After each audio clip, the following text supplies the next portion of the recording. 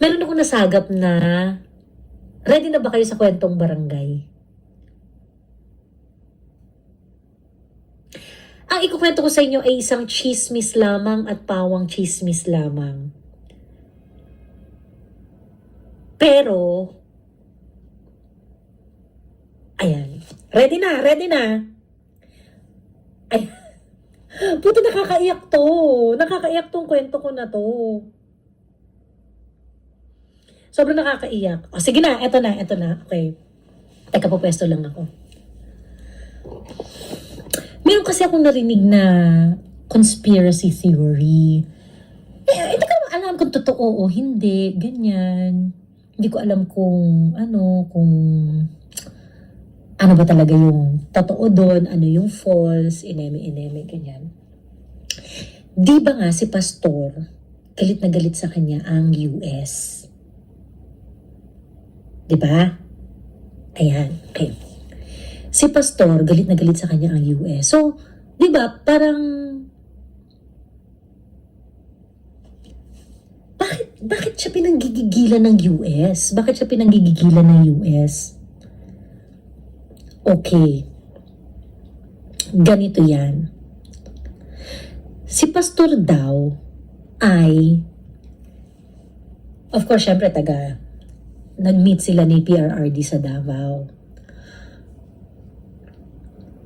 Si Pastor, nung bago pa lang daw niyang binubuo ang KOJC, nakita na raw siya ng US. At sabi raw ng US, magaling tong pastor na to. Napaka-charismatic niya, ganyan-ganyan, ganyan-ganon. Ang Amerika daw kasi ay may history na kumukuha sila ng mga religious leaders para maging CIA agent. Ayan.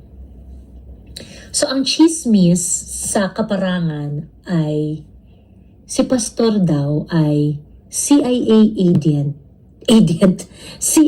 agent gone rogue. Okay. Explain ko sa inyo. Ang chika is that may relationship daw si Pastor sa Amerika. And then, so, for what reasons, ganyan-ganyan, kaso, matalino si Pastor. Ngayon, ang ginawa raw nito ni Pastor, with that relationship,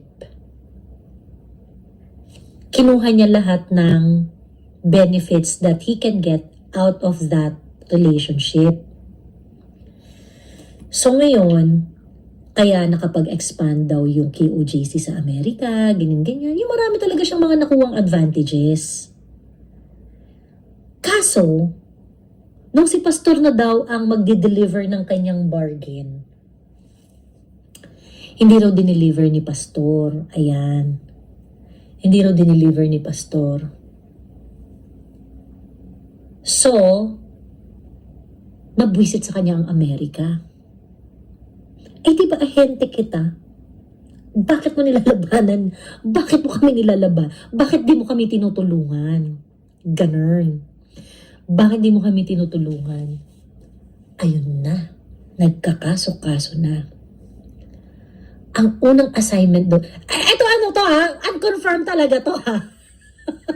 Chismisan talaga to. Unconfirmed chismisan. Ito ay gawa ng mga puting ahas ko na malilikot lang ang isip. Ayan.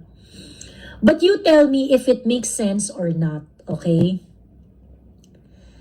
So, ang unang assignment daw is for Pastor to use his influence para hindi manalo si PRRD. Ayan. Para hindi manalo si PRRD. Anong ginawa ni Pastor? Ikinampanya pa nga, ginastusan pa nga. Diba? Kinampanya na, ginastusan pa. Ayun na. Dinabadrip ang Amerika sa kanya. O, Kailan yung unang kaso ni Pastor sa Jumerica?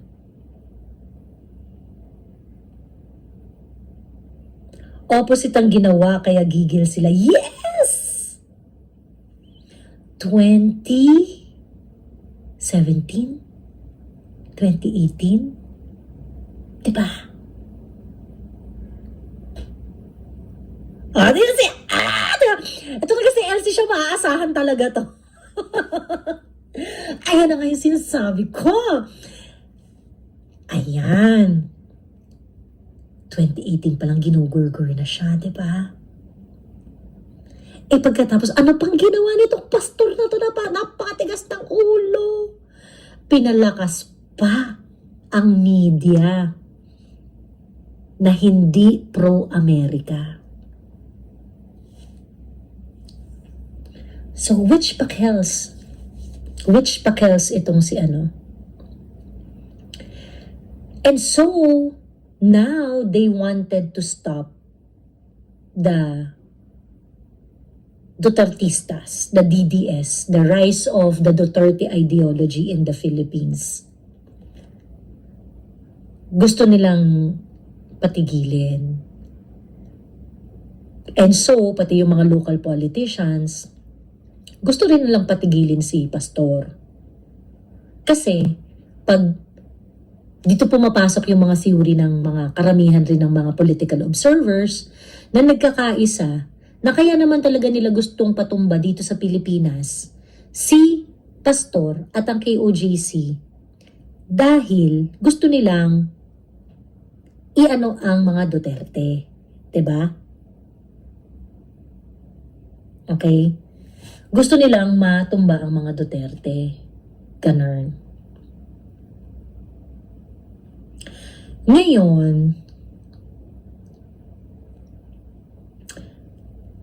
syempre, alam nila na in order to hurt Pastor, you have to hurt his flock.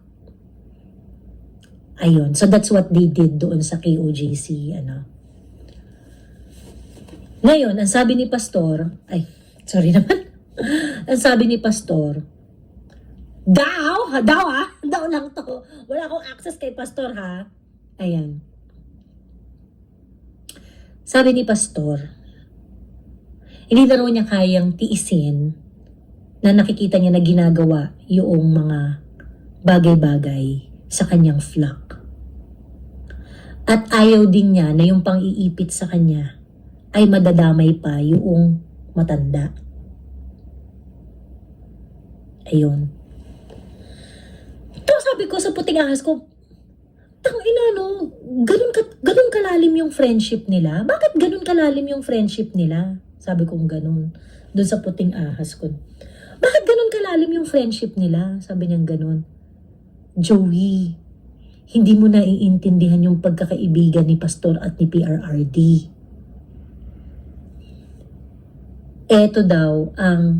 Ganito daw kalalim ang pagkakaibigan nila.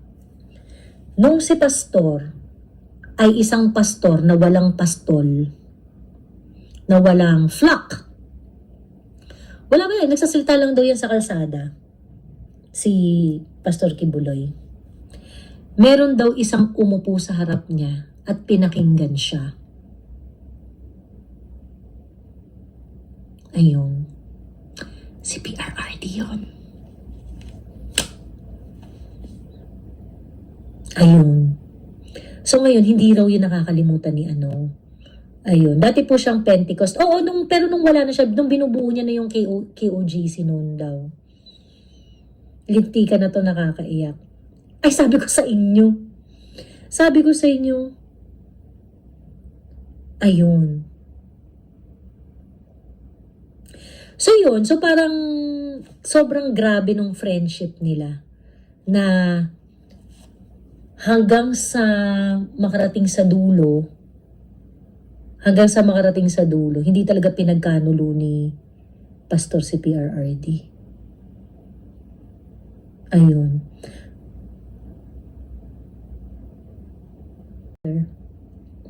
But guys, nasa 70s na sila parehas.